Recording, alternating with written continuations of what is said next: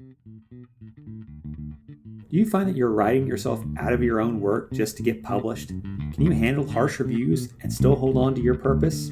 Hey, co-authors. In this episode, we unpack the challenges you face in the review and editorial process, and then share concrete practices to turn feedback into forward momentum. We'll talk about how to develop the ability to handle productive but uncomfortable feedback while not giving up your voice or your passion. So let's dive in. Over the last few weeks, many of you have sent me emails or messaged me on Facebook or on LinkedIn asking me to talk about how to navigate difficult reviewers and editors. It reminded me of a time I had, this was maybe 5-10 years ago, I had submitted a piece to a journal, and whenever we got the feedback back from the reviewers, one of the reviews said, "This journal only publishes empirical work. This is just a theoretical piece, and so I must recommend rejecting the submission." This was, of course, news to me and my co-author, who had been reading the journal and knew that there were plenty of pieces in there that were theoretical agenda-setting pieces. So we reached out to the editor, and we're like, hey, got this feedback from the reviewer, don't really know how to deal with it. Wanted to make sure that whenever we respond back and we say that this is actually not how we understand what this journal is published, and that we disagree with the reviewer, and that we're not going to do a completely different project in order to satisfy this reviewer's demands, that you're going to back us up. Because if you, as the editor, if you agreed with the reviewer, you should have just desk rejected this from the beginning. And the editor responds back and they're like, oh yeah, no, don't worry about it. The reviewer gave you other feedback. Make sure to address that. But this is not going to be the thing that makes or breaks your piece. Great.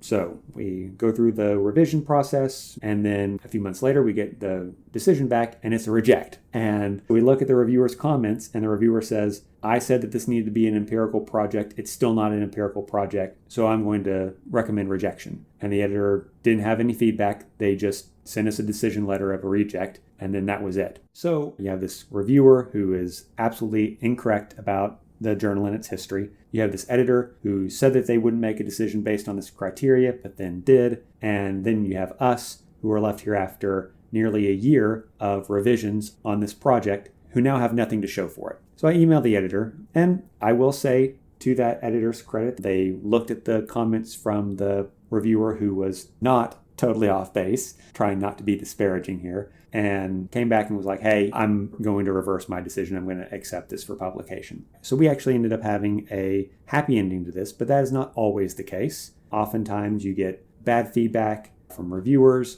bad feedback or late feedback from editors. You have this process that seems laborious and slow and terrible. So all these things come together, and you are sitting here thinking to yourself, oh man, I'm just trying to get things published so I can go out on the job market, or I'm trying to get things published so I can stay in my current job or get tenure or whatever it might be.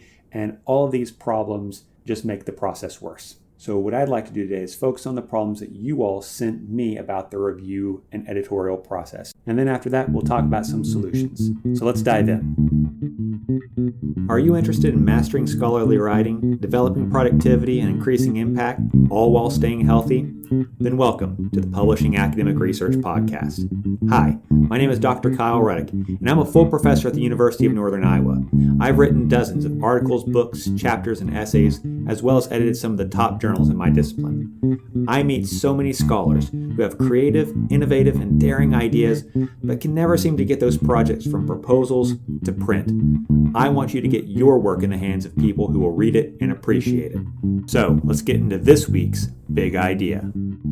Before I get into the specific issues that you all have been having with reviewers and editors, I do want to say that this is probably one of the toughest things to navigate as a writer. Because on one hand, you do want to have your voice, your content, your whatever it is that you're passionate about shine through. On the other hand, especially if you are early career or if you don't write that often, you may not have the right tools at this point to discern whether what you are doing is good or not. I remember whenever I very first started out, I submitted this piece to a journal and it came back and it had rejections. And I sent, honestly, a pretty unprofessional and snarky letter to the editor saying, oh, you don't understand my genius.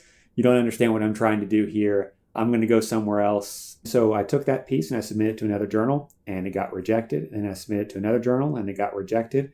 And, after the third time, I realized maybe the problem's me, like maybe I'm the bad guy here. Maybe I'm the one who's wrong. So sometimes you're told don't do this or do that, and you get a little bit persnickety because you have a vision, but it might very well be that your vision is not aligning with what the journal is trying to do, or it's possible that, much like me, whenever I very first started out, you're just not good enough yet to know what is good or bad in your writing. And you kind of need to take a step back and engage in a space of being more receptive to criticism. That being said, there are bad reviewers and bad editors out there. And so these are the things that you all wanted to talk about. So the first one was pressure to alter voice and content to fit reviewers' or editors' preferences. This was maybe 4 or 5 years ago. I had submitted a co-authored piece to a journal, and it was a piece that was pretty bare knuckles, I would say, in addressing some problems that we saw. And so we got the feedback back from the reviewers. The reviewers were like, we like this. Here's some minor things to adjust. The editor, on the other hand, had pages of feedback about how we were being needlessly antagonistic and we needed to change large sections or delete large sections of our writing. I ended up writing a very long email back to that editor saying that their qualms about voice or tone are inappropriate, that those are not things that scholarship should be weighed on, that the soundness of our arguments should be the mechanism for whether or not we're accepted or not. And so this wholesale slaughter of our project, we're not interested. And thankfully, after a couple of emails, the editor backed off. But it is to say that there are times whenever editors and reviewers are going to ask you to write in ways that are not tethered to the soundness of your arguments, to the content that you're trying to do, to the actual project that you're about, but instead will try to change it because they think it sounds better, or they think that it's too inflammatory or antagonistic, or whatever it might be. I would say that I think this can be particularly true for early career scholars who feel the pressure to publish in order to get or maintain their jobs. And so they approach the editorial or review process as this sort of, just tell me what to do and I'll do that so that way I can get published. Sometimes editors and reviewers take advantage of that and they ask you to make changes to your writing that they should not make. And so you really have to do some upfront work of figuring out who the editor is, what they've published in the past, what kind of scholar they are, what kind of stuff are they publishing. Those things can kind of give you a hint as to what kind of editor that you might be getting. It is important to stress again, though, that sometimes you are wrong and the editor is trying to give you advice in order to help you. I had an instance where a group of doctoral students and early career faculty had created this piece, and it was deeply flawed. And so I had been working with them back and forth, trying to help them develop this piece into something that would fit the audience of the journal and that would really make their work shine. But after a couple of revisions, they were like, hey, we think that this is not the direction that we want to go. We feel like our voice is not singing in this piece the way that we want it to. And so we are interested in taking it elsewhere. I will say that was years ago. And if I look at the scholars' profiles on Google Scholar and see what they've published, that piece is not one that they have published in the intervening years since I was editing. And so it's quite possible, I think, in fact, quite likely, that these scholars had a vision for what their piece was supposed to be, and that vision was not commensurate with what the norms of publication are. And so they decided that they were going to go somewhere else,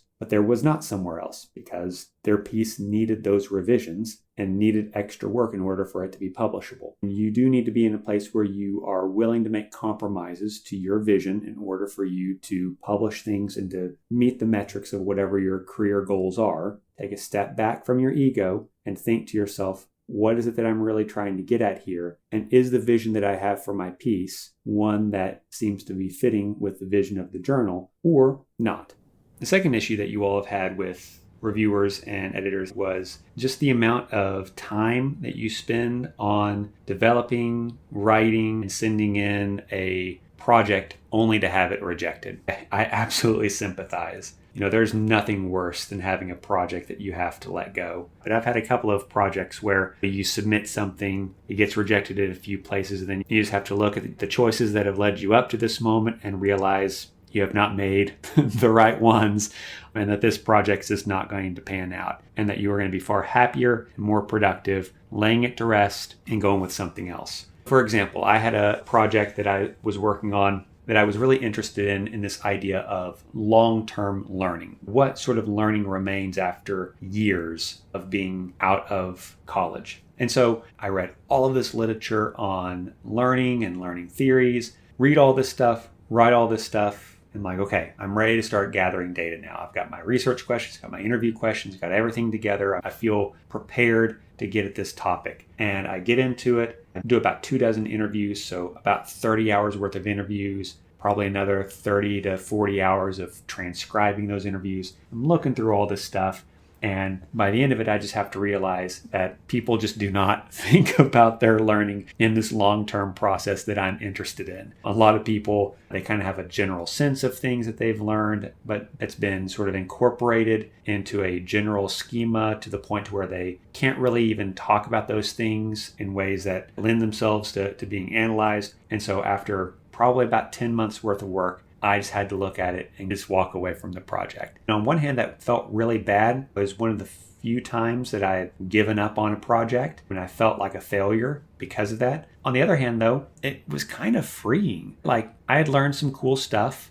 And what I found is that all of that reading that I'd done, all of the research that I'd done, all those things, that didn't go away. I still had it on my computer. I still had my notes. And so future projects that were about learning, I'd already read all this stuff. I already had all that information together. And so sometimes it really feels bad whenever you've done all this work, you submit it to a journal, and then it ends up getting rejected. And it feels like that the project is a waste of time and that there's nowhere to go with it. But no writing that you've done, no reading that you've done, no work that you've done is ever completely in vain. It might not work for this particular project, but that's not to say that you can't use that work in other areas. And as a result, make all of that hard work that you've done in that area work in others and still be productive in your career. The third issue, and probably the one that I hear the most, is contradictory reviewer comments. And man, yeah, we've all been there. Reviewer A says, "This is the best thing since sliced bread. I can't imagine anything better than your work. Go for it, publish it." And then you look at reviewer 2 and it's just a laundry list of things that you need to change. And the editor has sent you back a stock email with no guidance on how to negotiate those things. Or you get a reviewer 1 who tells you to do X, Y, or Z, and then reviewer 2 tells you to do something completely opposite. And again, you have an editor who does nothing except send you a stock email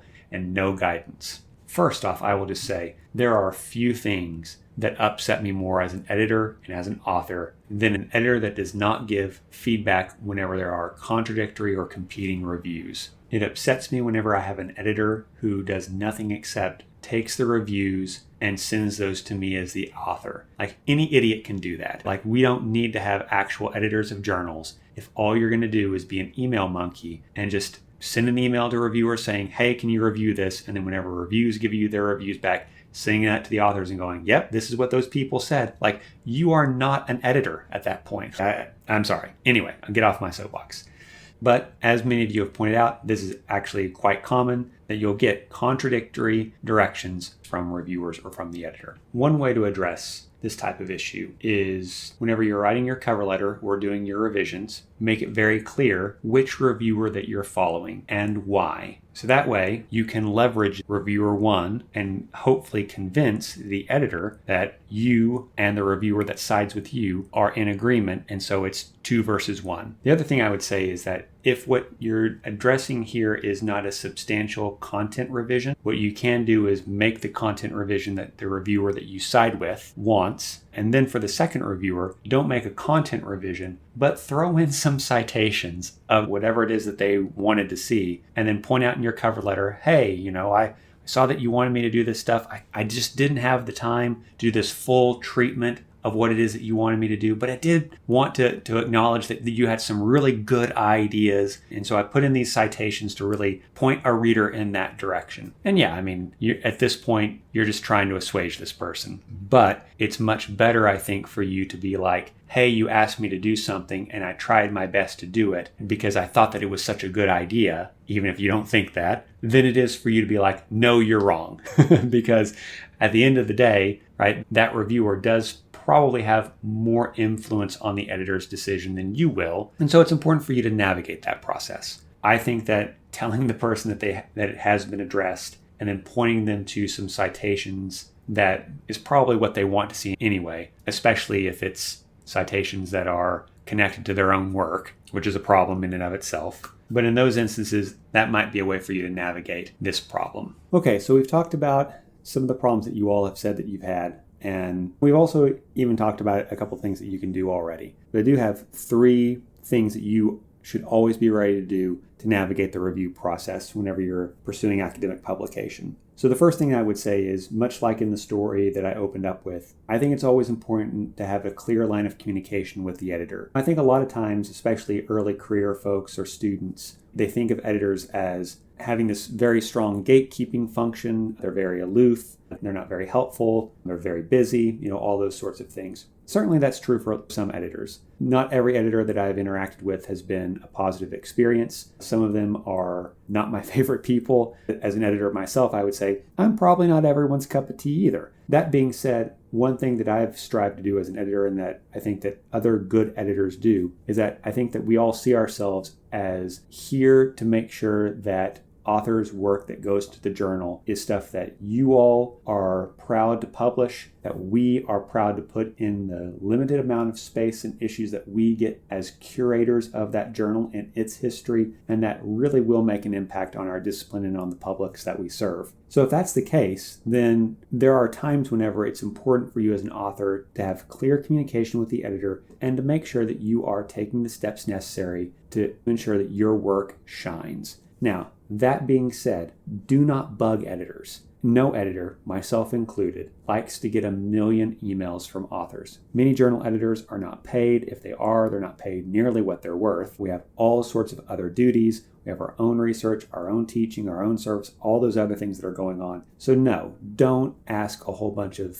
questions to editors. I would say that if you have questions, it is permissible to send one email at the 3 most important stages of an article, which is to say, you can send one email for clarification about things pre-submission. You can send one email for clarification about things during revision. You can send one email whenever you have received a decision. Don't send one of those emails at every point. I'm not telling you to send 3 emails. I'm saying any one of those areas, it is permissible for you to send one email or to initiate a conversation through one email. If you're having problems with contradictory reviewer feedback, it is absolutely permissible for you to send an email to the editor and say, hey, reviewer 1 said to do this, reviewer 2 said to do that. What would you like me to do? And a good editor should be able to give you advice on how to navigate that. If they are unwilling or unable to do that, that is a bad editor, and you need to think to yourself, okay, is this going to be something that's going to be able to get published because I'm not receiving the support that I need in order for me to move forward? And if that's the case, you might need to look at other outlets. It's important for you to get things in writing. So if there's contradictory reviewer information and you ask the editor what to do, and the editor says to do X, and then you send it back in, and reviewer 2 still says, hey, well, you did X instead of Y, so I'm going to reject this, and then the editor rejects it. Good, reputable journals that come from good publishing houses such as Taylor and Francis,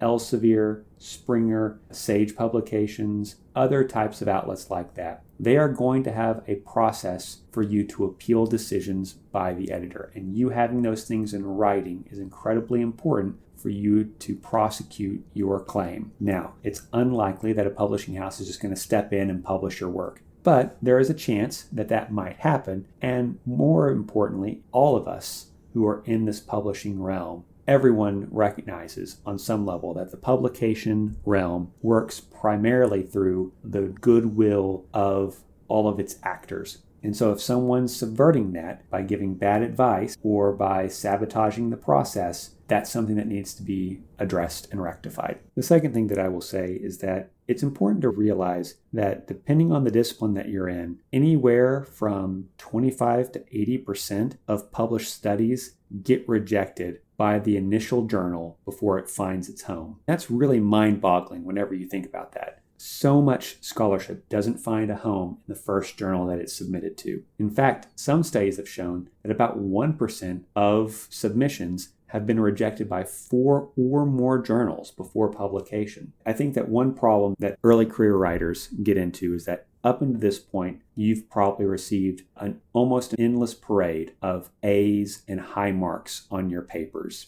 The feedback that you've gotten from your instructors, from your mentors, from your advisors has largely been positive. And so whenever you get a rejection back from a journal, it can be incredibly demoralizing, especially if the feedback is particularly harsh. Think to yourself, oh, well, I'm just never going to try this again because, obviously I'm not cut out for this. A good deal of scholarship doesn't get published in its first outlet. You should see every submission that you have as an opportunity for getting good feedback in order for you to find the place where your project ultimately finds its home. I would recommend that whenever you are looking to submit your work somewhere, create a list of 3 or 4 journals that you think that your work might be applicable to, and then move your way down. Your project then can find a home somewhere, and it will land at the place where it is the best fit, right? And the most prestigious fit based on the type of design and content that you're trying to write. The last thing I will say is never be afraid to walk. There are so many editors, there's so many reviewers, there's bound to be bad ones. That's just the statistical likelihood, is that there is a bell curve of goodness and badness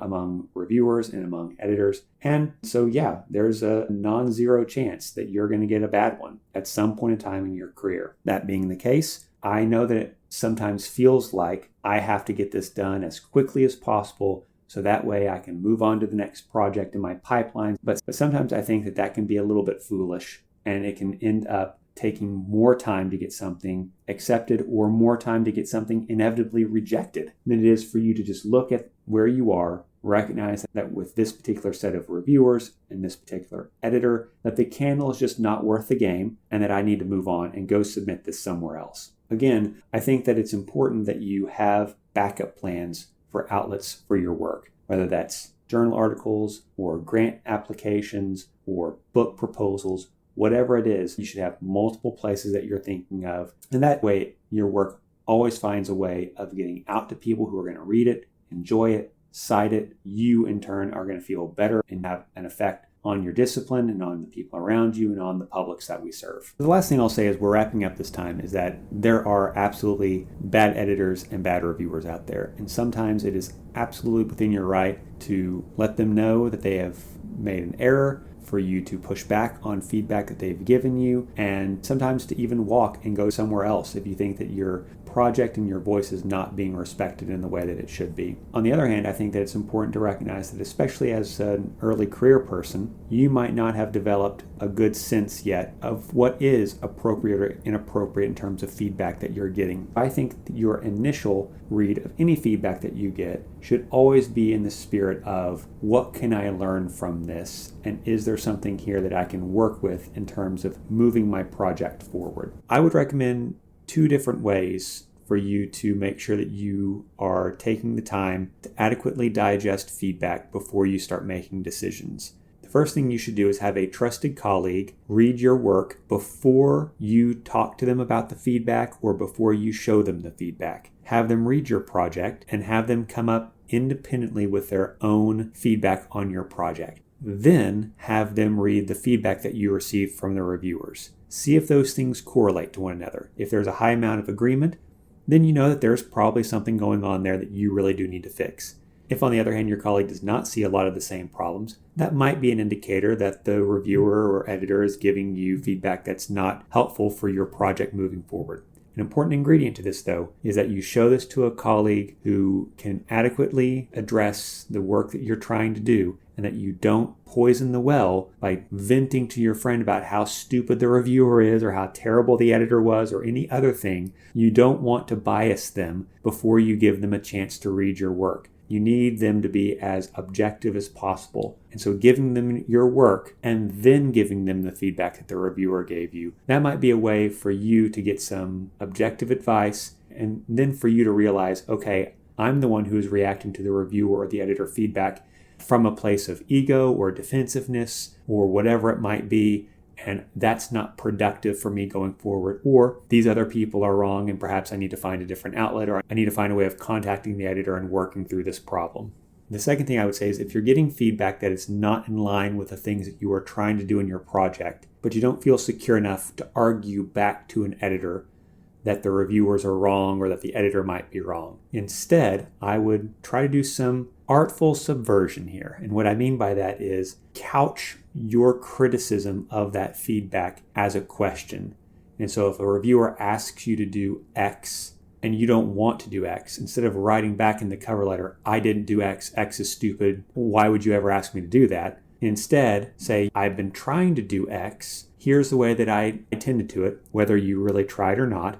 If you have advice, oh sage reviewer or editor, on how to further this work a little bit, or if you have advice on citations that I could incorporate, couching them as asks that the editor or the reviewer then would do or be able to help you with. That's a more effective way sometimes than you trying to address that feedback head on. There have been many times in my career where reviewers or editors have asked me to do something and I've deployed this tactic. And what I find is that reviewers or editors are actually quite helpful people. Instead of coming at it antagonistically or coming from a place of defensiveness, coming at the process with a spirit of, I'm trying to seek mentorship in this process, oftentimes activates that teaching component of many editors and reviewers, because most of us are also teachers at the same time as us being scholars. So those people naturally sort of kick into a space where they're trying to help you and teach you something rather than it being an argument going back and forth. I also think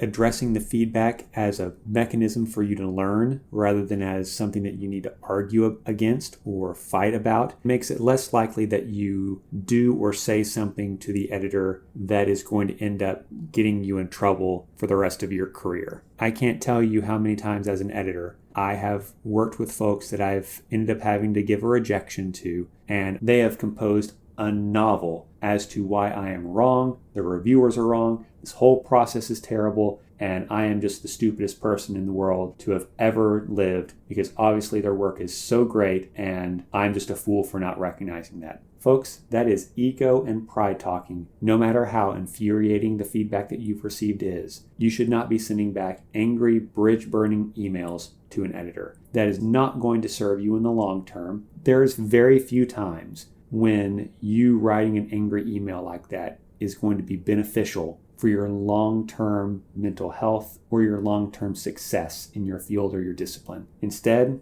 take 48 hours, and then if you feel like you need to write something back to an editor, lay out a cogent description of what it is that you want through that interaction. Are you looking for clarification on contradictory reviewer feedback? Maybe you disagree with the reviewer and you want the editor to weigh in. Whatever it might be, but being very clear and professional in that email so that way you can get that feedback back in a timely manner. You can incorporate it into your work or not and go somewhere else, but you can go on with your life and not have that tangled up in a very ego defensive response where you end up lashing out in ways that are both unprofessional and ultimately not going to be productive for you for the rest of your career. So as always, I'm interested in the things that you all are doing to address this week's topic. So feel free to reach out to me. Let me know the tips, tricks, habits, rituals, things that you're doing in order to navigate reviewers and editors. I'm always looking for advice to give to my students and my clients, and I'm also happy to give you a shout out whenever we address this topic again in a future episode. Finally, if you're interested in developing your writing more, whether that's through your thesis or dissertation, journal articles, grant submissions, book proposals, whatever it might be, I'm always interested in working with new clients. Feel free to reach out to me and we can set up a time for a consultation, and we'll see if there's an opportunity to develop a more lasting relationship across weeks or even months in order for you to achieve your goals in publishing your research. So thank you again, and I will see you in next week's episode. Hey writers, what's stopping your best ideas from becoming your next big publication? Brilliant ideas shouldn't die in your drafts folder. Now's the time to bridge the gap between the possible and the published. If you have the time, I'd really appreciate it if you would subscribe to the podcast, leave a positive review, assign this to your classes, or share it with a colleague. All those things help get the word out and let me know what I can do to make this podcast the best resource for you. Also, if you'd like to set up a time to chat with me about your next big idea, then you can find my information in the podcast description where you can schedule a time. So until then, keep healthy, keep writing, and don't let reviewer 2 get you down.